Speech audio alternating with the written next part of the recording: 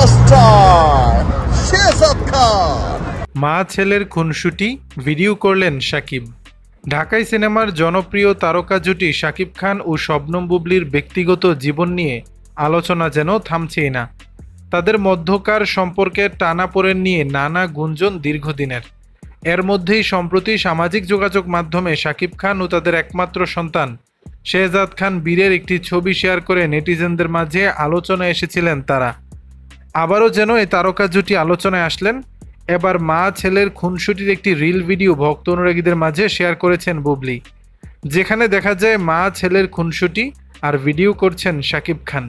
Video share করে বুবলি ক্যাপশনে লিখেছেন, লাড্ডু বাপজান ভাবছে ছবি তোলা হচ্ছে তাই পোজ দিয়ে আছে, কিন্তু স্যারের ড্যাডি যে ভিডিও করছে লাড্ডুটা বোঝে নাই। প্রসঙ্গত 2018 সালে গোপনে বিবাহ বন্ধনে আবদ্ধ হয়েছিলেন শাকিব ও বুবলি। তাদের ঘর আলো করে আসে পুত্র সন্তান শেহজাদ, যদিও বিয়ের খবর প্রকাশ্যে আসে আরও পরে। দর্শক, বিষয়টি নিয়ে আপনাদের মতামত জানাবেন নিচের কমেন্ট বক্সে।